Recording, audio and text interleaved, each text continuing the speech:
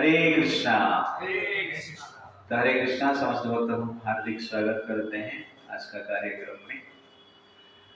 तो last time हमने रामायण से अयोध्या कांड का पार्ट 1 देखा था और उसमें हमने विचार किया कि किस प्रकार दशरथ महाराज भगवान राम के सद्गुण को देखकर, पराक्रम को देखकर, सामर्थ्य को देखकर उनको युवराज पद के लिए अभिषिक्त करने के लिए विचार करते हैं। उसमें से हम कुछ लेसन्स लिए थे। तो दशरथ महाराज एक बार दर्पण में जब स्वयं को देखते हैं तो उनका एक बाल पका हुआ दिखता है। तो उस समय पे वो विचार करते हैं कि अभी समय हो चुका है राम जी का राज्य अभिषेक करने का, मेरा रिटायरमेंट का टाइम हो चुका है। ये विचार करके राम जी का सद्गुण, पराक्रम, सामर्थ्य को देखकर निर्णय लेते हैं कि राम जी का राज्य अभिषेक किया जाए। इसलिए उन्होंने अपना मंत्री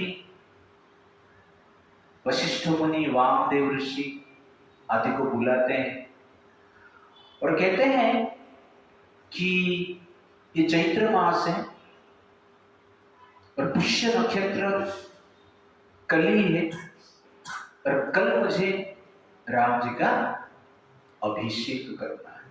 तो वशिष्ठ मुनि ये बात सुनकर समस्त सेवकों को तुरंत बुलाते हैं और राज्य अभिषेक का व्यवस्था करते हैं।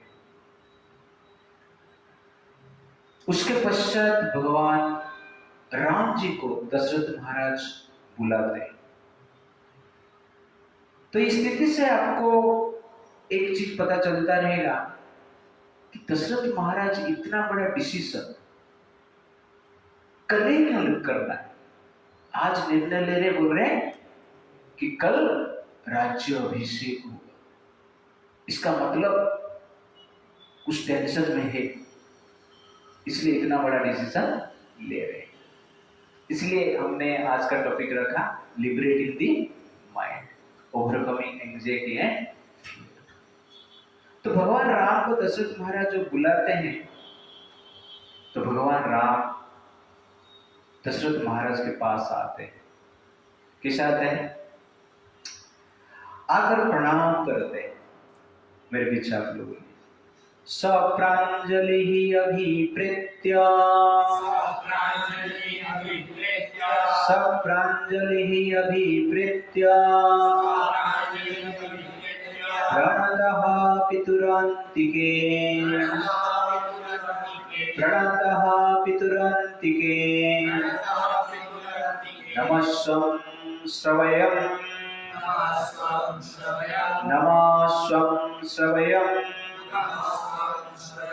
राम वन्दे चरणा पितुः राम वन्दे चरणा पितुः।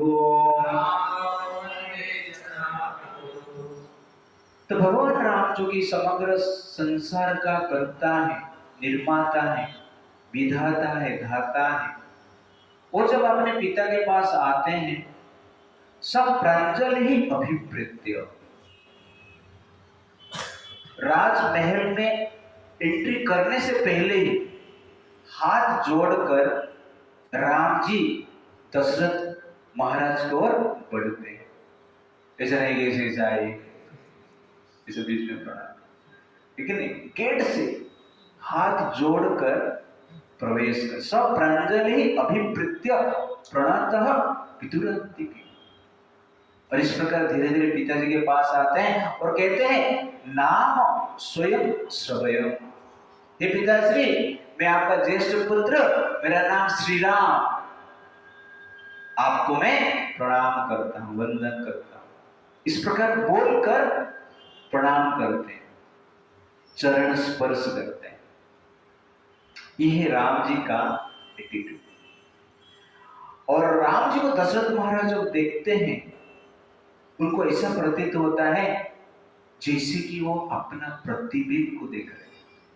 जिस प्रकार कोई व्यक्ति अपना प्रतिबिंब को देखकर खुश हो जाता है, ठीक उसी प्रकार राम जी को देखकर दशरथ महाराज खुश हो गए। तो मिरर में हम अपना प्रतिबिंब देखते हैं तो खुश हो जाते हैं। रास्ते पे जा रहे हैं, शोरूम के बाजू में जा रहे हैं, लेकिन शोरूम में अपना कुछ पिक्चर देख रहे हैं तो बार बार थोड़ा देखते हैं। तो शोरूम में कुछ खरीद रहे हैं, ग्लास का शोरूम है, अपना चेहरा देखता है तो आनंद लगता है ना, मजा आता है, बार बार थोड़ा देखते हैं। लिफ्ट में जा रहे हैं, ग्लास का लिफ्ट है तो मजा आता है। अपना प्रतिबिंब को देखकर जैसे आनंद मिलता है, वैसे दशरथ महाराज राम जी को देखकर वैसे ही आनंदित हुए। और उसके बाद दशरथ महाराज प्रेम के साथ राम जी को आलिंगन करते हैं और एक स्वर्ण सिंहासन के ऊपर बिठाते हैं। भगवान राम ऐसे ही शोभित हो रहे थे जैसे कि चंद्रमा नक्षत्र के द्वारा शोभित होता है। उसके पश्चात दशरथ जी कहते हैं, हे राम, आप सर्वगुण संपन्न हो, मेरे से भी अधिक गुणवान। अभी समय हो चुका है राज्य का भार ग्रहण करने के लिए, इसलिए मैंने निर्णय लिया है आपको युवराज की पद पर अभिषिक्त करने के लिए, और कल ही आप युवराज पद पर अभिषिक्त हो जाइए। कल पुष्य नक्षत्र है, चैत्र मास है, शुभ दिन है, इसलिए आप ये कार्य को ग्रहण कीजिए। उसके बाद वो कहते हैं, कुछ उपदेश देते हैं। काम क्रोध समोपस्थाने, काम क्रोध समोपस्थाने, तेजस्व व्यसनानि च, तेजस्व व्यसनानि च, परोक्षाय वर्तमान वृत्त्या, परोक्षाय वर्तमान वृत्त्या, प्रत्यक्षाय तथा। वो कहते हैं, हे पुत्र, काम क्रोध समुपस्थानि। हर जीव का हृदय में काम और क्रोध निवास करता है और जीवन में उपस्थित होता है। उसके कारण व्यक्ति तेजस्व व्यसनानि च, व्यसन में लग जाते हैं। इसीलिए काम क्रोध का त्याग करो। काम क्रोध को त्याग करके राज्य का शासन करना चाहिए। काम से प्रेरित होकर कोई डिसीजन लेना नहीं चाहिए। क्रोध से प्रेरित होकर कोई डिसीजन लेना नहीं चाहिए। काम और क्रोध को वश में करके निर्णय लेना चाहिए। परोक्षाय वर्तमान वृत्ति, और कैसे निर्णय लेना है? परोक्ष, जो आपने देखा नहीं लेकिन कुछ इंसिडेंट हुआ रहेगा, उसको भी समझकर, कहने का अर्थ है गुप्तचर के द्वारा, सीक्रेट एजेंसी के द्वारा समझकर, खुफिया एजेंसी के द्वारा समझकर, वर्तमान वृत्ति और प्रत्यक्ष देखकर। तो आप कुछ प्रत्यक्ष देखते हो, परोक्ष में कुछ हुआ है, उसको खुफिया एजेंसी के द्वारा समझकर क्या करना है? निर्णय लेना है, न्याय करना है। इसलिए आपको अर्थ संग्रह भी करना है और शस्त्र संग्रह भी करना है, और प्रजा को पितृतुल्य पालन करना है। इस प्रकार राम जी को दशरथ महाराज उपदेश देते हैं। तो यहां पर राजा को उपदेश देते टाइम दशरथ महाराज पहला कहते हैं, काम क्रोध समुपस्थाने, काम क्रोध को कंट्रोल करो। तो विजय, शत्रु से विजय प्राप्त करने से पहले भीतर में जो शत्रु है उसको हमें क्या करना चाहिए? जय करना चाहिए। तो बाहर का शत्रु को जय कर लेते हैं तो उसको हम क्या कहते हैं? विजय कहते हैं। लेकिन भीतर का जो शत्रु है उसको जय करना है, उसके लिए जो तलवार है उसका नाम क्या है? विनय। तो विनय से भीतर का जो शत्रु है उनका विनाश होता है, काम क्रोध का विनाश होता है, और वास्तव में वो क्या है? विजय। तो विनय से काम क्रोध को हम जय करते हैं, और जो काम क्रोध को जय कर पाता है वो विजयी होता है, और ऐसे व्यक्ति वास्तव में नेता बन पाते, लीडर बन पाते, अच्छा लीडर बन पाते हैं। जो अंदर के काम क्रोध को जय नहीं कर पाया तो लीडर बन जाएगा तो बाहर क्या होगा? काम क्रोध का ही प्रचार प्रसार होगा। इसलिए लीडर पद पर जो है उनको भीतर के काम क्रोध को जय करना अत्यंत आवश्यकता है, अदरवाइज न्याय नहीं कर पाएंगे। इसीलिए राजा का जो धर्म है न्याय करना, जस्टिस देना। इसलिए सर्वप्रथम दशरथ महाराज न्याय के बारे में बताते हैं, क्योंकि राजा का कार्य ही न्याय करना है। राजा नहीं रहेगा तो समाज में अन्याय बढ़ता जाएगा, इसलिए राजा ही अन्याय कर लेगा। सब लोग तो अन्याय कर रहे, राजा ही अन्याय कर लेगा तो समाज में शांति नष्ट हो जाएगी। इसीलिए दशरथ महाराज जनरली राम जी को कहते हैं काम और क्रोध को कंट्रोल करो। तो काम एक अग्नि जैसे, अब बोल सकते हैं गैस सिलेंडर, जैसे गैस सिलेंडर में गैस रहता है, आग रहता है, लेकिन गैस सिलेंडर की आवश्यकता है क्या बनाने के लिए? खाना बनाने के लिए, या फैक्ट्री चलाने के लिए, गाड़ी चलाने के लिए। तो गैस सिलेंडर की आवश्यकता है, लेकिन वो गैस को कंट्रोल करना पड़ता है, रेगुलेट करना पड़ता है। ऐसा गैस सिलेंडर का ढक्कन खोला, माचिस लगा दिया तो क्या होगा? ब्लास्ट। सेम चीज जब एक पाइप के द्वारा जाता है, ठीक है ना, एक रेगुलेटर के द्वारा रेगुलेट किया जाता है, चूल्हे से निकलता है तो निर्माण करता है। वैसे ही काम अग्नि जो है उसको हमें क्या करना चाहिए? रेगुलेट करना चाहिए। एक पाइप के द्वारा जाना चाहिए, रेगुलेशन के द्वारा रेगुलेट होना चाहिए, तब जाके वो काम का भी परिणाम जो होता है शुद्ध होता है, संतोषजनक होता है, और समृद्धि के लिए कार्य करता है। इसीलिए शास्त्र में रूल्स रेगुलेशन की बात किया गया है।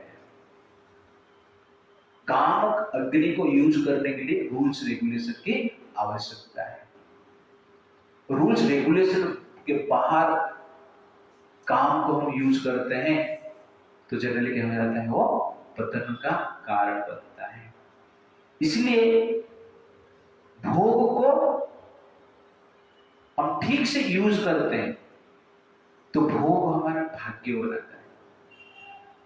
भोग का दुरुपयोग करते हैं तो भोग हमारा दुर्भाग्य निर्माण करता है। इसलिए भोग भाग्य का कारण नहीं होता है, भोग दुर्भाग्य के कारण होता है। भोग नियंत्रण में है, भाग्य के कारण, और भोग अनियंत्रित है तो दुर्भाग्य के कारण। संसार में जो भी दुर्भाग्य है और हमारा जीवन में जो भी दुर्भाग्य आ रहा है, इसका मूल कारण क्या है? हम भोग को कंट्रोल नहीं कर पाए, अनरेगुलेटेड लाइफ जिए। इसलिए दशरथ महाराज यहाँ पर कहते हैं कि भोग को आप कंट्रोल करो, काम को आप कंट्रोल करो। तो यूटिलाइज भोग टू क्रिएट योर भाग्य, नॉट टू क्रिएट दुर्भाग्य।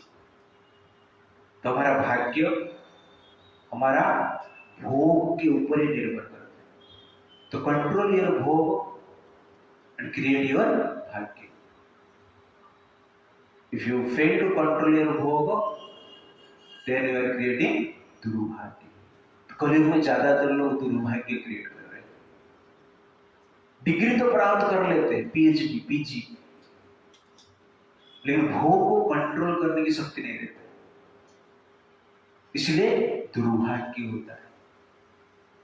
जैसे Abdul Subhash AI engineer, okay, degree है ना, बड़ा डिग्री, पैसा है पास में, लेकिन फंस गया, सुसाइड कर लिया। क्यों? तनाव के कारण। कहने का अर्थ है मन में जो इच्छाएं उसको हम कंट्रोल नहीं कर पाए। सामने से कुछ विरोध होता है, भीतर से भी कुछ उत्पन्न होता है। सामने का विरोध, सामने से जो कुछ आता है उसको तो हम कंट्रोल नहीं कर पाते, लेकिन भीतर से सामने को हम एडजस्ट कर पाए, उसको ही कहते हैं रेगुलेशन।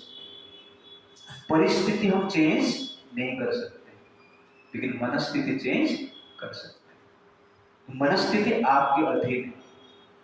और ज्यादातर जो दुर्भाग्य है, फांसी सुसाइड करना दुर्भाग्य है ना, तो ज्यादातर दुर्भाग्य का कारण परिस्थिति नहीं, मनस्थिति। Therefore we are responsible for our दुर्भाग्य। इसलिए मनस्थिति को कंट्रोल करने के लिए शास्त्र की आवश्यकता है, रेगुलेशन की आवश्यकता है। सेकंड है क्रोध के बारे में। यहां पर दशरथ महाराज जी कहते हैं एंगर। तो एंगर को भी हमें क्या करना चाहिए? कंट्रोल करना चाहिए। तो एंगर को हमें बांध बांध के रखना चाहिए। लस्ट को रेगुलेट करना चाहिए। डेली यूज होता है ना, अग्नि, फायर, डेली यूज। इच्छा है, लस्ट मतलब इच्छा, इच्छा को रेगुलेट करना चाहिए। लेकिन जो एंगर है उसको बांध बांध के रखना चाहिए। जैसे पानी को बांध बांध के रखते हैं, बारिश के सीजन में नदी में पानी ज्यादा हो जाता है तो बांध बांध के रखते हैं, रखकर उसको जहां पर जरूरत है उधर छोड़ देने। You understand? तो हनुमान जी क्रोध को बांध के रखे, लेकिन जरूरत कहां पर पड़ा? लंका में पड़ा, उधर ही आग लगाई। ऐसा नहीं हनुमान जी अयोध्या में आग लगाई या किसकिंधा में आग लगाई। सुग्रीव को हनुमान डरते थे, लेकिन लंका में क्या किया? आग लगाई। इसीलिए क्रोध की आवश्यकता है, लेकिन उसे बांध के रखना चाहिए। जहां पर आवश्यकता है उधर ही यूज करना है। तो राम जी भी आप देखेंगे, कैकेयी वनवास राम जी ने भेज दी, राम जी को कैकेयी ने वनवास भेज दी, लेकिन राम जी अयोध्या में आग नहीं लगे। क्रोध को कंट्रोल, वो क्रोध को कहां पे छोड़े? लंका में छोड़े। ओके, तो क्रोध की आवश्यकता है। वनवास मां ने भेजा, वहां पे आग नहीं लगाई, लेकिन आग कहां पे लगाए? लंका में। इसलिए जहां पे आग लगाना चाहिए वहां पे लगाना चाहिए। आपको आग लगाने की इच्छा हो रहा है तो बांग्लादेश चलो।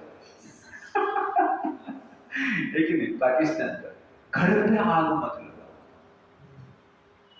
रिलेशनशिप में आग मत लगाओ। तो रामायण से हम सीखते हैं, अयोध्या में आग लगने की अवसर अधिक था। राम आग लगा सकते थे, लक्ष्मण भी आग लगा सकते थे, कौशल्य भी आग लगा सकते थे, दशरथ महाराज भी आग लगा सकते थे, चाहते थे तो थापड़ ही कहीं को लगा देते थे। हम देखेंगे दशरथ महाराज का सिचुएशन आगे जाके कैसे होता है, लेकिन ऐसे नहीं किए। इसीलिए जहां पे क्रोध की आवश्यकता है उसको यूज करना चाहिए। पांडव 13 साल सहन की, क्रोध को कंट्रोल करके रखे 13 साल। भीम, अब सोचिए कितना सहन किया रहे। भीम सबसे क्रोधी है, इतना इजी नहीं है भीम को कंट्रोल करना, फिर भी भीम कंट्रोल करके रहे। लेकिन 13 साल के बाद क्रोध छोड़ा, 100 कौरवों को मार दी, दुशासन को मार के उसका ब्लड पिया। पिए नहीं, ऐसा मुंह में डाले, ओके, दांत की दांत इस अंदर नहीं गया, जीवा को टच नहीं, दांत को लग के ही आया। क्रोधित दुशासन को मारने का एक्सप्लेनेशन आप सुनोगे ना, क्या क्रोध है आपको पता चलेगा। भीम से हम कभी बताएंगे। बट क्रोध को यूज की 13 साल के बाद। इसलिए क्रोध रहना आवश्यकता है। सिर्फ सहन करना, नम्र बनो, ठीक है, अच्छा है, करना ही है, बट जहां पर क्रोध की आवश्यकता है वहां पर यूज भी करना जरूरी है। क्रोध is not essential in life, but sometimes it must be used to protect the essence of life. Essential नहीं है, लेकिन जीवन का सार को जब रक्षा करने की बात आता है तो क्रोध को यूज करना पड़ेगा। धर्म की रक्षा की बात आता है, क्रोध को यूज करना पड़ेगा। The ability to use anger needs a sense of maturity. Hanuman ji पाप किए, भीमसेन पाप किए नहीं, जहां पर यूज करना है वहां पर यूज किए। Devotion doesn't mean just chanting and dancing, but fighting for the protection of devotee and devotional culture. हम सोचते हैं डिवोशन मतलब भक्ति मतलब chanting, dancing, eating prasad and Hare Krishna Hare Ram. युग धर्म है कीर्तन करना, ऐसा बोल के शांत हो जाता। हर युग में युग धर्म था, सिर्फ कलयुग में युग धर्म ऐसा नहीं। सत्ययुग में युग धर्म था, तपस्या करता है, लेकिन सत्ययुग में भी नरसिंह भगवान आए हिरण्यकश्यप को मारने, युद्ध किए। तृतीय युग में यज्ञ करना युग धर्म है, लेकिन राम जी ने क्रोध प्रकट किए हैं, राक्षस को वध किए हैं, वानर सेना को लेके वध किए, वानर को लेके वध किए। परशुराम जी ने उस समय का युग धर्म, तृतीय युग में, द्वापर युग के समय पे युग धर्म क्या था? यज्ञ करना, पूजा पाठ करना, मंदिर में पूजा पाठ करना। परशुराम जी ने अपना सैनिक बनाए, अपना सैन्य बनाए और स्वयं नहीं अकेले अनेक क्षत्रियों को मारे। वैसे कलयुग में युग धर्म क्या है? हरे कृष्ण। लेकिन इसका अर्थ ये नहीं है कि युद्ध नहीं करना है, फाइटिंग नहीं करना है, धर्म को रक्षा करने के लिए क्रोध को प्रकट नहीं करना ही है। नहीं तो एक दिन सेव हिंदू बोल के पोस्टर पे आ जाएगा। अरे पोस्टर क्यों उठा रहे हो? तलवार उठा, पोस्टर उठाए कुछ फायदा नहीं, सिर्फ टाइम पास हो रहा है। इसलिए हमें एक क्लैरिटी होना चाहिए कि क्रोध का भी आवश्यकता है। इसलिए दशरथ महाराज कहते हैं आप धन संग्रह करो, शस्त्र संग्रह करो। धन से और शस्त्र से प्रजा का पालन करो। प्रजा का पालन केवल धन से ही नहीं होता है, शस्त्र से होता है, दोनों से होता है। इसीलिए ये आवश्यकता है। अब यहां पर देखेंगे दशरथ महाराज दर्पण में सफेद बाल को देखकर विचार करते हैं कि राम जी को राजा बनाना। बाल जो है सर के ऊपर डायरेक्टली दिखता नहीं। सब लोग अपना अपना बाल को थोड़ा देखो, देखिए क्यों नहीं दिखा?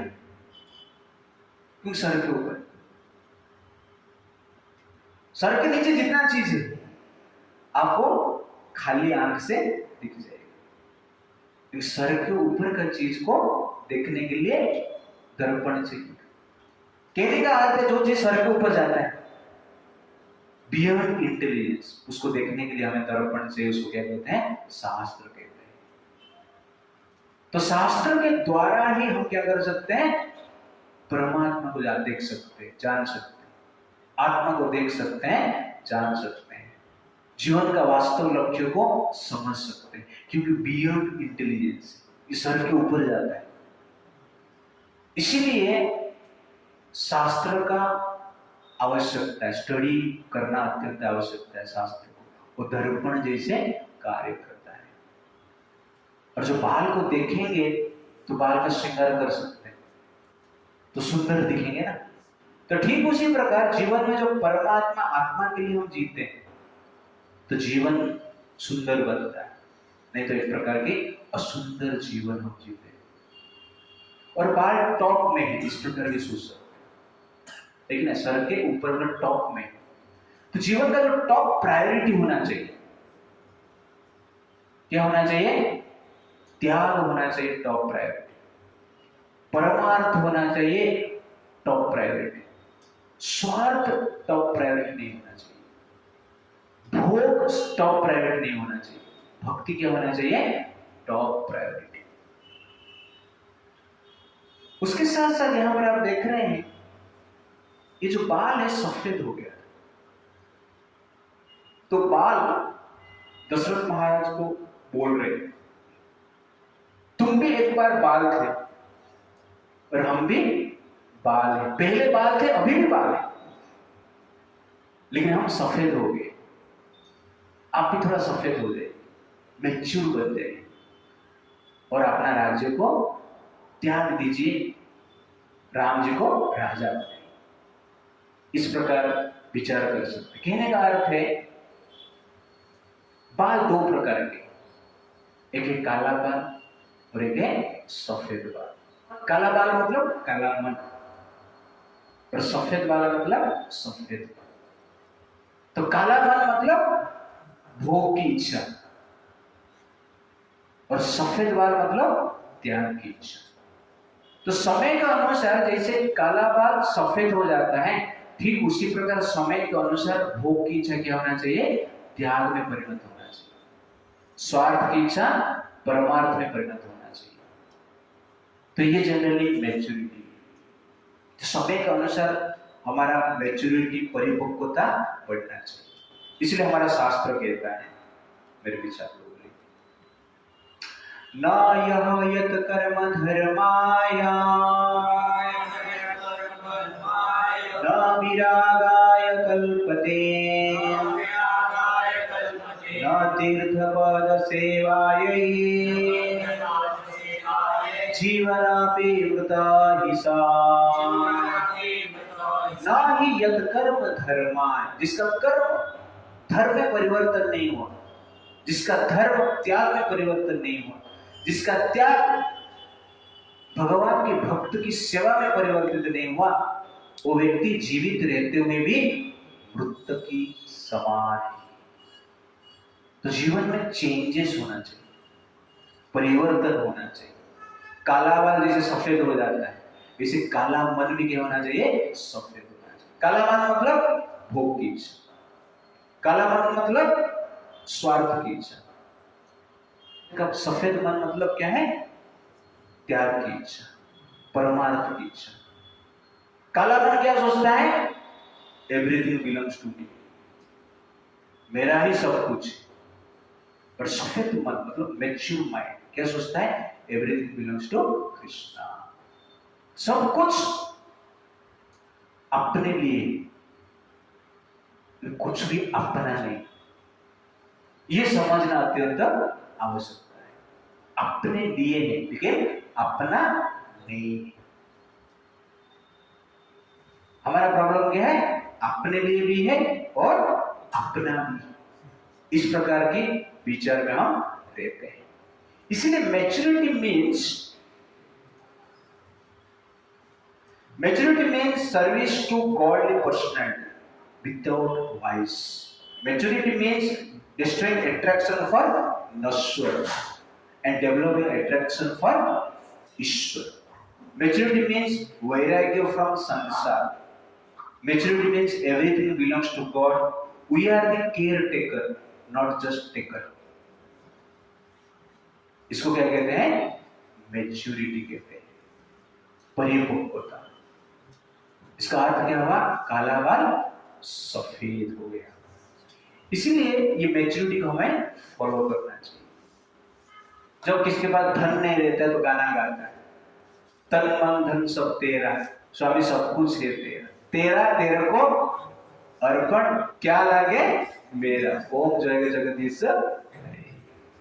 क्या लेते हैं? जब धन पास आ जाता है तब क्या बोलते हैं? गुड, तन मन धन सब मेरा, स्वामी सब कुछ मेरा, पड़ोसी का भी मेरा मेरा मुझको अर्पण कर ले, क्या लगे? ओम जय जगदीश। तो त्याग की भावना होना अत्यंत आवश्यकता है। इसलिए दशरथ महाराज यहां पर राजपद को त्याग कर रहे हैं। त्याग का भावना नहीं है, सब कुछ मेरा ही बोल रहे हैं, मुझे ही कंट्रोल करना है, इसका अर्थ क्या हो गया?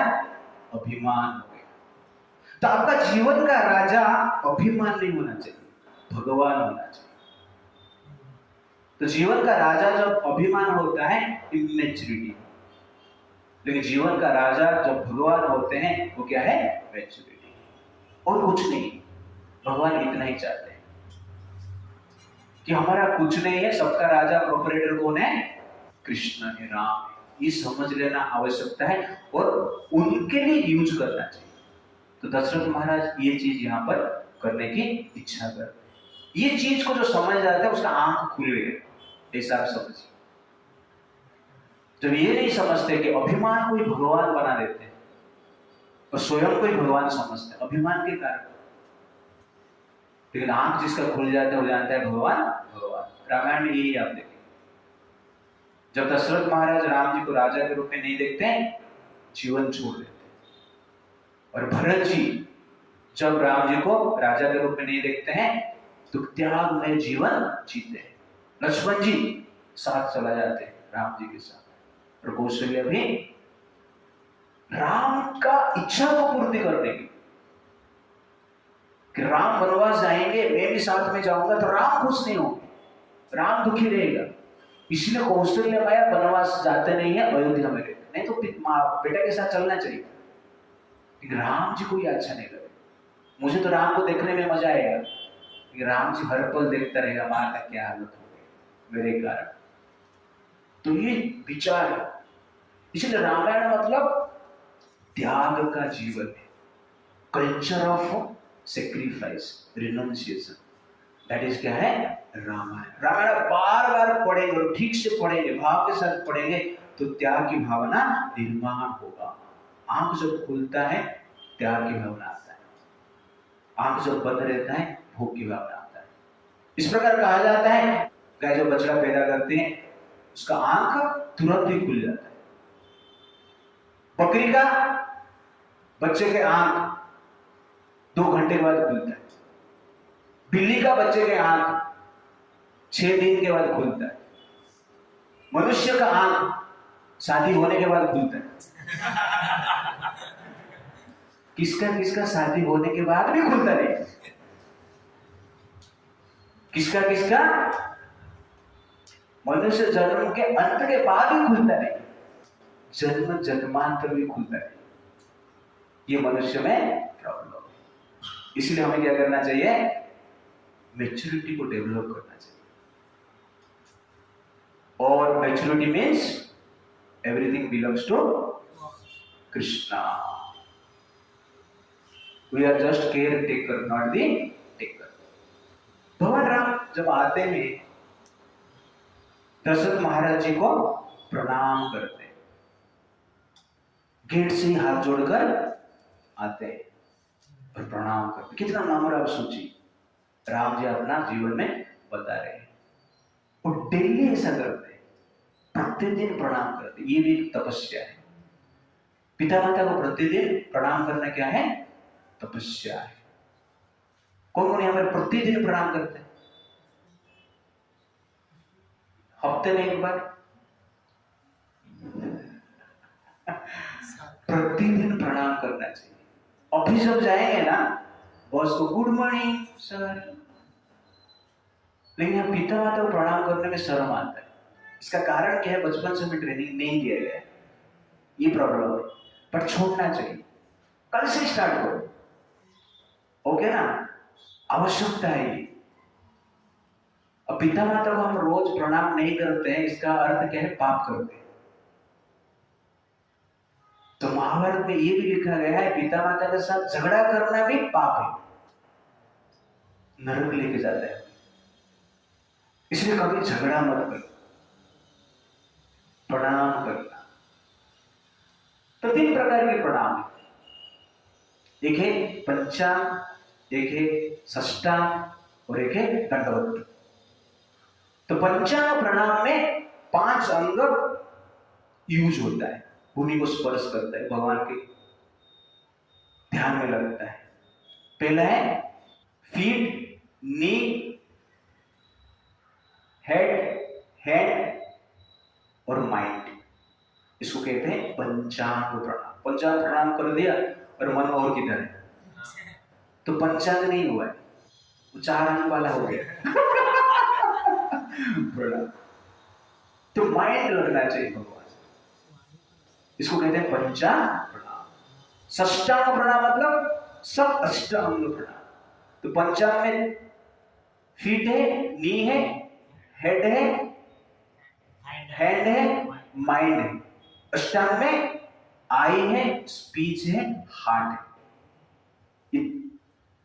8 जब भगवान के लिए, भगवान का प्रार्थना के लिए यूज होता है, तब उसको भी क्या कहते हैं, षष्टांग प्रणाम कहते हैं।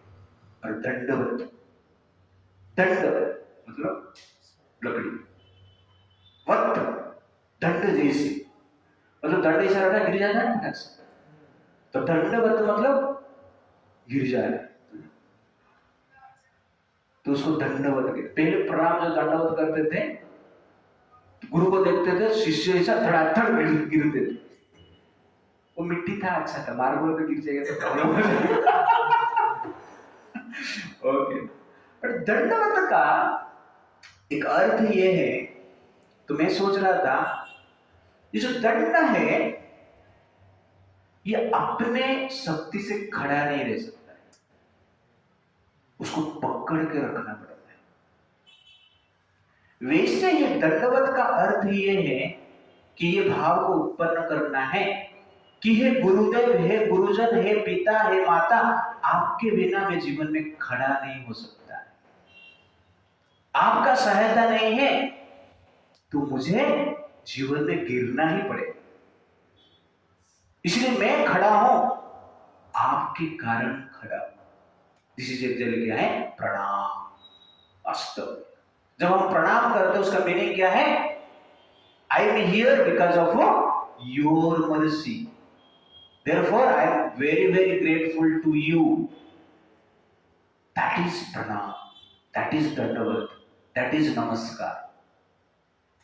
ये भाव हमारा हृदय में रहना चाहिए गुरुजन के प्रति। और क्या है, दंड का यूज किया जाता है, तो प्रणाम करके हम बता रहे हैं कि मैं आपके लिए हूं, मुझे आप यूज कीजिए, मैं आपकी सेवा में उपस्थित हूं। दैट इज एक्चुअली क्या है, दंडवत, दैट इज प्रणाम। और हाथ जोड़कर प्रणाम करते हैं, तो हाथ जोड़ते हैं ऐसा, टाटा बाय बाय, ये वेस्टर्न कल्चर है, लेकिन भारत में हाथ जोड़ने का मतलब क्या है कि मेरा जो हाथ है आपका सेवा के लिए। चरण स्पर्श करना अर्थ क्या है कि आपके आज्ञा के अनुसार मुझे कार्य करना है। सर झुकाना अर्थ क्या है, आपके विचार के प्रति मैं नतमस्तक हूं, आपका विचार को मैं शिरोधार्य कर रहा हूं, ये सबका मीनिंग है। अब ऐसे से प्रणाम करोगे हरे कृष्णा, मतलब विचार के साथ आप हो, एक साथ नहीं। It's like that. इसीलिए सर झुका के प्रणाम करना अत्यंत आवश्यकता है, चरण स्पर्श करना आवश्यकता है। Pranam means nothing belongs to me, everything belongs to you. You means गुरुजन, पिता माता, लेकिन गुरु, god. Pranam means I am not independent, मैं स्वतंत्र नहीं, खड़ा नहीं रह सकता। तो मैं सोच रहा था कि दंड ऐसे मान लो ऐसे रहेगा सिर्फ तो गिर जाएगा। कहने का अर्थ है कि गुरुजन के हाथ में दंड नहीं रहेगा तो गिर जाएगा। मतलब क्या है, माया के ऊपर गिर जाएगा, माया में गिर जाएगा। बोलते हैं ना मैं माया में हूं। तो प्रभुपाद जी को गिरिराज महाराज शिष्य थे, पूछे कि प्रभुपाद जी कभी कभी हम माया में आ जाते, तो प्रभुपाद जी बोलते नहीं नहीं, तुम रोज माया में रहते हो, कभी कभी भक्ति करते हो। ओके, तो माया में गिर जाते हैं, खाली अकेले रहेंगे तो, लेकिन गुरुजन के हाथ में रहेंगे तो क्या होगा? गुरुदेव डंडा को पकड़ के क्या करेंगे? माया को मारेंगे। तो खाली हम रहेंगे तो माया में गिरेंगे, गुरुदेव के हाथ में रहेंगे तो माया को मारेंगे। इसलिए माया से बचना है, माया को भगाना है, तो सेवा भाव अत्यंत आवश्यकता है। ये ही प्रणाम। Pranam means I am ready to serve you by any cost and any means. That is Ram. प्रणाम ये इंडिकेट करता है। दशरथ महाराज राम जी को बुलाए थे, काम क्रोध को कंट्रोल करके किस प्रकार राज्य करना है थोड़ा समझाते हैं और भेज देते हैं। भगवान राम अपने भवन में चला जाते हैं। किंतु दशरथ महाराज चिंता में थे, उनका मन टेंशन में था, कुछ भाव उनका हृदय में था जो कि उनको सोने नहीं देता था। फिर से वो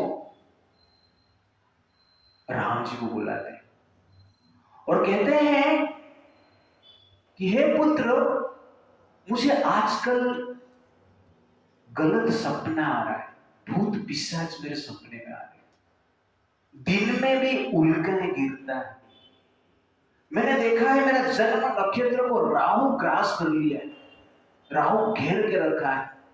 इस सब के बारे में ज्योतिष को मैंने पूछा, वो लोग बोल रहे हैं इसका अर्थ है आगे जाके कुछ प्रॉब्लम होने वाला है। ऐसा हो सकता है, इस प्रकार का सपने में राजा का मृत्यु हो सकता है और राज्य में बड़ा विपत्ति आ सकता है। इसीलिए मैंने विचार किया है कि आपका राज्य अभिषेक कल ही कर दो। ये कारण है। दशरथ महाराज इतना बड़ा डिसीजन क्यों लिए? इसका कारण ये बुरी सपना, टेंशन में। और राम जी को कहते हैं कि बेटा, ये मन का कोई कुछ गारंटी नहीं, ये मन कभी भी बदल सकता है। इसलिए मैं बोल रहा हूं कल ही राजपद को प्राप्त कर लो, इसलिए तुम चिंता मत करो, ये कार्य कर लो। चैत्र मास पुष्य नक्षत्र शुभ दिन है। वो कहते हैं कि भरत अपने मामा के घर पे, वो आने से पहले ही युवराज तुम बन जाओ। मुझे पता है भरत जो है वो सदाचारी सद्गुण से पूर्ण है, तुमसे भी बड़ा सद्गुण पूर्ण है, लेकिन संसार में किसका गारंटी नहीं, सबका मन बदल सकता है। इसलिए भरत आने से पहले ही तुम राज्याभिषेक कर लो। ये सुनकर राम जी कुछ नहीं बोलते, प्रणाम करते हैं, तुरंत खुश खबर देने के लिए कौशल्या माई के पास जाते हैं। पहले अपने भवन में जाते हैं, देखते हैं सीता जी वहां पर नहीं है, तो विचार करके सोचते हैं कि अभी माँ के पास जाता हूं। तो माँ के पास जाते हैं तो देखते हैं वहां पर सीता जी, लक्ष्मण जी भी, सुमित्रा भी, उर्मिला भी है, सब लोग पार्टी बना रहे। राम जी पार्टी नहीं बना रहे। राम को पता है भविष्य में क्या होने वाला है।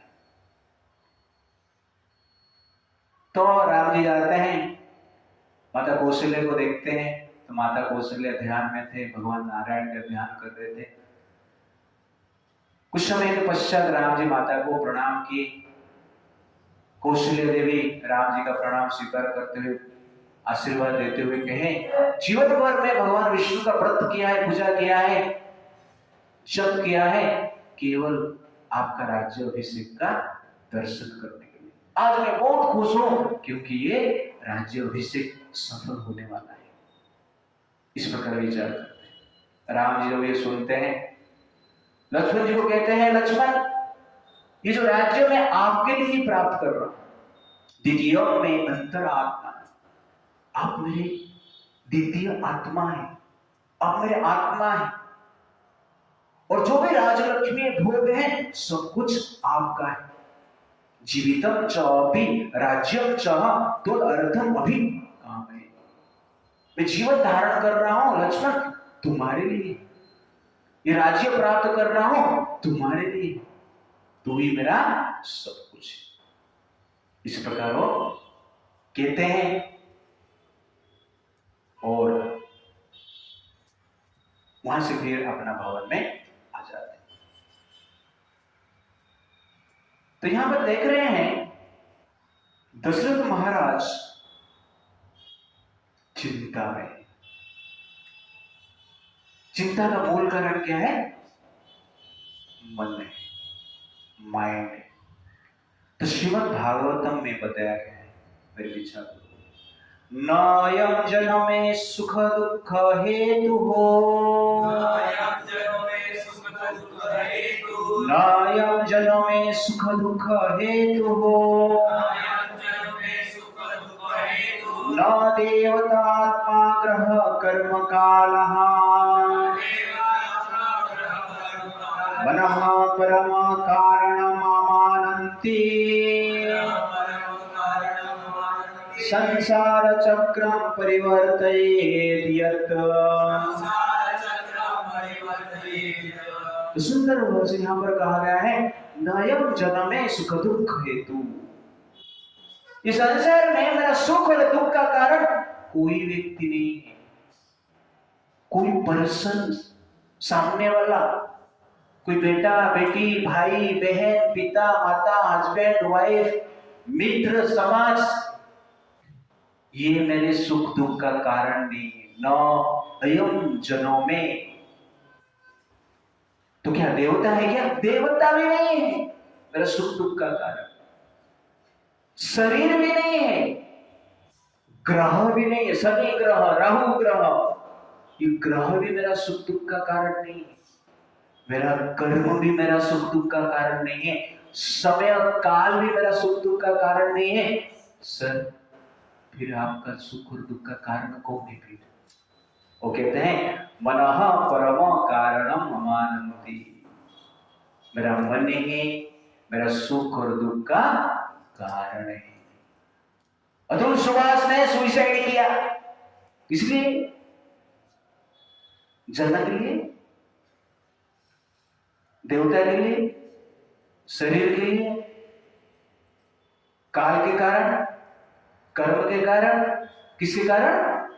मन के कारण। ये वेरी वेरी इंपॉर्टेंट पॉइंट है। हम दूसरे को दोष दे देते हैं, तुम्हारे कारण मेरा ये प्रॉब्लम है, और वास्तव में कारण कौन है? मन। मन के कारण ही जनरली सब लोग संसार में चिंतित है। इसलिए माइंड को कंट्रोल करना अत्यंत आवश्यकता है। माइंड का नेचर ही पास्ट में रहना, फ्यूचर में रहना। प्रेजेंट में माइंड माया में रहता है, फ्यूचर में भय में रहता है, और पास्ट में शोक में रहता है। शोक, मोह, भय, ये तीन माइंड के कारण होता है।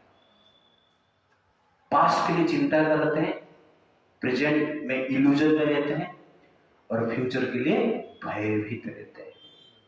ये माइंड पेंडुलम जैसा है, स्थिर नहीं रहता है, लेफ्ट राइट बीच में थोड़ा आता है जाता है लेकिन वैसे पास्ट प्रेजेंट बीच में इल्यूजन में, माया में, सब लोग माया में, इसलिए हम चिंता में रहते हैं। इसलिए माइंड को पकड़ के रखना पड़ेगा। माइंड को पकड़ने की जो सिस्टम है उसको हम क्या कहते हैं? स्पिरिचुअलिटी कहते हैं, आध्यात्मिक जीवन कहते हैं। इसलिए माइंड मीन्स दुख, फोकस ऑन माइंड मीन्स दुख। दुख और बाहर कुछ नहीं, माइंड का ही एक कार्य है। उसके ऊपर जब आप ध्यान देते हैं हम दुख में आ जाते हैं, उससे ध्यान हटा देते हैं तो कहां पर आ जाते हैं? सुख में आ जाते हैं। इसीलिए माइंड को हमें क्या करना चाहिए? कंट्रोल करना चाहिए। उधरेत आत्मना आत्मना न आत्मना अवसादेत। आत्मैव आत्मना बंधुर आत्मैव रिपुरात्मना। उधरेत आत्मना आत्मना, मन के द्वारा व्यक्ति को स्वयं को उठाना चाहिए, उद्धार करना चाहिए। मन ही हमारा पतन का कारण है, उत्थान का कारण, शत्रु है मित्र। इसलिए मन के ऊपर हमें क्या करना चाहिए, फोकस नहीं करना चाहिए। जो बच्चे रहते हैं ना, चॉकलेट के लिए रोते हैं। क्यों रोते हैं? क्यों रोते हैं? Because they are driven by mind. इसलिए रोते हैं चॉकलेट के लिए। चॉकलेट दिया और छीन लिया, चिल्लाएंगे। ओके ना, चिल्लाएंगे जोर से, जैसे कि कुछ जीवन चला जा रहा है। माइंड, माइंड का पावर समझ रहे हैं ना? दो प्रकार के बच्चे हैं संसार में, छोटे बच्चे, बड़े बच्चे। तो हम लोगों ने बड़े बच्चे, छोटे बच्चे चॉकलेट के लिए, कैडबरी के लिए रोते हैं, और बड़े बच्चे पावर, पोजीशन, है कि नहीं? यस, धन, संपत्ति, इसके लिए क्या करते हैं हम? रोते हैं बड़े बच्चे। छोटे बच्चे का चॉकलेट छीन लेते हैं तो छोटे बच्चा रोता है, चिल्लाता है। हमारा पावर छिन गया, धन छिन गया, संपत्ति छिन गया, मान सम्मान छिन गया, हम भी रोते रहे। Driven by mind. यहां पर राम जी देखेंगे ना, शांत ही दिख रहे हैं। राम जी का रिएक्शन कुछ दिख रहा है? रामायण में वर्णन नहीं कर रहा है, कुछ भी रिएक्शन, आते हैं, सुनते हैं और जाते हैं। इतना ही आप देखा। दशरथ महाराज चिंता में, कौशल्या, लक्ष्मण, उर्मिला, सुमित्रा, सीता जी मिलकर पार्टी मनानी, पर राम जी क्या है? शांत। Therefore, focus on matter means pain. Focus on spirit means peace. आत्मज्ञान, आत्मा का उद्धार, परमात्मा के ऊपर ध्यान, परमार्थ के लिए ही फोकस रहता है तो मन शांत रहता है। स्वार्थ के लिए फोकस रहेगा तो मन क्या होगा? अशांत रहेगा। और यहां पर दशरथ महाराज को आप देखेंगे, इमेजिनेशन, सपना देखे, इमेजिन कर रहे, कुछ तो प्रॉब्लम होने वाला है, इसलिए कल ही क्या करता हूं? राजा बना देता हूं। ये दशरथ महाराज का इमेजिनेशन, इसलिए प्लानिंग करे, फटाफट राजा बना देते, काम खत्म, भरत आने से पहले काम खत्म हो जाना चाहिए। वास्तव में आप देखेंगे ना, थोड़ा चिंता करेंगे ना, भरत वहां पर रहता था तो प्रॉब्लम ही नहीं था। और दशरथ महाराज क्या सोच रहे? उल्टा सोच रहे, भरत नहीं है, अच्छा प्रॉब्लम होगा, इस प्रकार के विचार कर रहे हैं। और भरत का अनुपस्थिति में राम जी को युवराज पद देने की प्रयास। तो माइंड का इमेजिनेशन बहुत खतरनाक होता है, आपको दुख में ही डालता है। एक बार हमारा आश्रम में ऐसा डिस्कशन हुआ कि अभी आप लोग किधर जा रहे तो फोन करके जाना, मेल डाल के जाना, अथॉरिटी को पता होना चाहिए।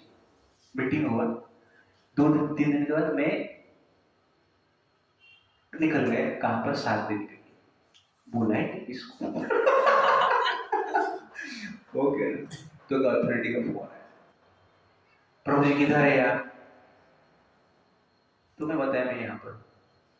ठीक है, आने के बाद मुझे मिले, मैं डर गया। प्रभु जी जाने के बाद पूछे क्यों फोन नहीं किया, क्यों मैं नहीं डरा?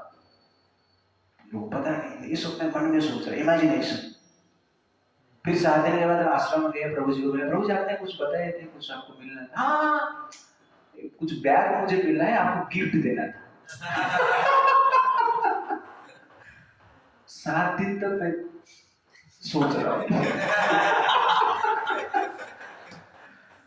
लेकिन क्या है? गिफ्ट मिला है, माइंड, इमेजिनेशन। तो दशरथ महाराज इमेजिनेशन कर रहे हैं कि भरत आएगा तो प्रॉब्लम हो जाएगा। वास्तव में भरत का उपस्थिति ही अच्छा था। इमेजिनेशन हमें क्या करता है? डिस्ट्रक्शन की ओर लेकर जाता है और चिंता करता है। कहीं की भी इमेजिनेशन,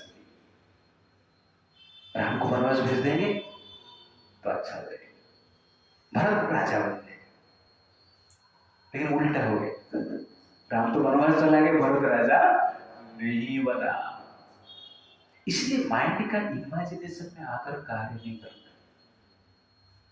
कभी कोई भी कार्य हम करते हैं तो धर्म के अनुसार और धार्मिक व्यक्ति के सलाह के अनुसार, ये दोनों चीज। कभी कभी धर्म को जानना भी कठिन होता है, इसलिए गुरु के सलाह लेना चाहिए और धर्म के अनुसार कार्य करना चाहिए। माइंड का इमेजिनेशन से कार्य नहीं करना चाहिए, क्योंकि माइंड हमें क्या करता है, पेन देता है। इसीलिए माइंड का प्रॉब्लम से हमें बचना है तो हमें एडवाइस लेना चाहिए और प्रॉपर ड्यूटी क्या है वो करना चाहिए। तो spirituality means which holds our mind in order to follow dharma boldly. Focus on mind means focus on dukkha or pain. Mind's imagination creates our destruction. ये मन का प्रभाव है। तो हम चिंता में है, फियर में है, तो इसका क्या कारण क्या है, हम मन के ऊपर फोकस करते हैं। तो liberating mind means focus on duty. कर्तव्य क्या है उसके ऊपर ही ध्यान देना है और take advice from great personalities. ये दो चीज, focus on duty, take advice from great personalities, तो मन शांत रहे। तो what is duty? Duty means following great personality and following onto their feet for action and direction. Focus on duty, don't be in anxiety. तो duty के ऊपर हमें क्या करना चाहिए, फोकस करना चाहिए। और ड्यूटी करते टाइम भाग्य को एक्सेप्ट करना चाहिए। इस संसार में जो भी कुछ हो रहा है भाग्य का परमिशन से हो रहा है। सक्सेस हो गए, भाग्य साथ दिया। सक्सेस नहीं हुए, भाग्य साथ नहीं दिया। नहीं, ये गलत विचार है। भाग्य हर पल साथ देता है। सक्सेस में भाग्य साथ दिया, फेलियर में भी भाग्य साथ ही दिया है। भाग्य मतलब क्या है, भगवान की इच्छा। भगवान का इच्छा हमारे साथ ही है। भगवान का इच्छा हमारा हार के लिए होता ही नहीं कभी। जब व्यक्ति ये जान लेता है, सफलता में विफलता में जानता है कि भगवान साथ में, इसलिए सफलता और विफलता को भगवान की कृपा के रूप में ग्रहण करता है, शांत रहता है। हम साथ साथ मतलब क्या है, आत्मा परमात्मा साथ साथ। आत्मा क्या चाहता है, आत्मा को क्या सोचना चाहिए, परमात्मा हर पल मेरे साथ रहते हैं, सुख में भी साथ, दुख में भी साथ। सफलता और विफलता दोनों परमात्मा के कारण ही हुआ है, इसलिए टेंशन मत लो। ज्यादातर टेंशन हम क्यों लेते हैं कि जो विफलता आ जाता है बोलते भगवान मुझे साथ नहीं दिए। ऐसा नहीं, इसलिए भगवान आपके साथ में रहेंगे जब हम जनरली क्या करते हैं, भगवान के साथ में जो व्यक्ति है उनका साथ देते हैं, उनका आज्ञा के अनुसार, नियम के अनुसार हम जीते हैं। तो प्रभुपाद जी उड़ीसा में थे, गौर गोविंद महाराज प्रभुपाद जी के एक शिष्य है। प्रभुपाद जी उनको दायित्व दिए थे कि आपको भागवतम ट्रांसलेशन करो। प्रभुपाद जी एक दिन पूछे उनको, कैसे चल रहा है ट्रांसलेशन, ठीक ठाक चल रहा है ना? तो गौर गोविंद महाराज कहते हैं थोड़ा धीरे चल रहा है। क्यों धीरे चल रहा है? सेवा ज्यादा है यहाँ पर, बाकी सेवा मैनेजमेंट भी करना पड़ता है। ठीक है, तुम मैनेजमेंट से बाहर हो जाओ, मैं दूसरे को देखता हूँ। ऐसा बोल के प्रभुपाद जी बाहर आ जाते, चैंटिंग कर रहे हैं, देख रहे हैं, घूम रहे हैं। थोड़ा अचानक न्यूयॉर्क का डिवोटी उनके पास आता है, प्रभुपाद जी को पूछते हैं, प्रभुपाद जी कुछ सेवा है? तो प्रभुपाद जी बोलते हैं कि आप भुवनेश्वर टेम्पल का प्रेसिडेंट बन जाए। तो वो डर जाता है। तो प्रभुपाद जी नहीं, ये उड़ीसा का वातावरण मुझे सूट नहीं होता है। तो प्रभुपाद जी कहते हैं थोड़ा दिन रुको, 2-3 महीना, 4 महीना, 6 महीने के बाद सूट हो जाएगा। बाद में दिमाग लगाते, करना नहीं है। इसलिए होता है कि प्रभुपाद जी उड़िया खाना जो है ना मुझे जमता नहीं। तो प्रभुपाद जी बोले तुम चिंता मत करो, मैं खाना खाना बनाने में स्पेशलिस्ट हूँ, तुमको क्या खाना क्या नहीं खाना है लिस्ट बनाता हूँ, उसको फॉलो करना। बाद में सोचता है ये भी काम नहीं किया। बोला प्रभुपाद जी न्यूयॉर्क में मेरा बहुत सारा सेवा है, मैं नहीं जाएगा तो सेवा नहीं। प्रभुपाद जी तुम चिंता मत करो, मैं अभी फोन करके दूसरे लोग को अपॉइंटमेंट कर देता। बाद में वो सोचता मैं क्या करूं। तो कहता है कि प्रभुपाद जी यहाँ का जो जीपीसी है ना, उड़ीसा का जीपीसी, उनके साथ मेरा जमता नहीं। प्रभुपाद जी बोले जीपीसी भी चेंज कर दो। बाद में बोलता है कि ब्रह्मास्त्र बचा है। प्रभुपाद जी यहाँ पे इतना सेवा है ना, 16 वाला करने के लिए भी टाइम नहीं मिलता। प्रभुपाद जी बोलते 16 वाला नहीं करेंगे तो भी चलेगा। तो इस प्रकार बहाना बनाना है। तो भगवान को साथ रखना है, मतलब क्या है, धर्म के अनुसार हमें जीना है। तो भगवान हमारे साथ है, गुरुजन के आदेश के अनुसार जीना है, तो भगवान हमारा साथ है। इसलिए हमें ड्यूटी के ऊपर क्या करना चाहिए, फोकस करना चाहिए। और ड्यूटी के ऊपर हम फोकस करते हैं तब जाके मन शांत रहता है। अदरवाइज मन शांत नहीं रहे। राम जी इसे ही जिए और कुछ नहीं, इसलिए शांत रहे। राजा बनना है, प्रणाम, तस्वीर बोल रहे सुन रहे, ड्यूटी पिताजी के आज्ञा मान। पिताजी बोले वनवास जाओ, हरे कृष्ण, सीधा वनवास। कुछ नहीं, राम जी एक शब्द भी नहीं बोलते Dasharath Maharaj. Focus on duty. इसलिए राम मतलब supreme personality who always lives by focusing on duty, मर्यादा पुरुषोत्तम। इसलिए कर्तव्य के ऊपर ध्यान देकर हमें जीना है। हरे कृष्णा कृष्णा कृष्णा हरे हरे, हरे राम राम राम हरे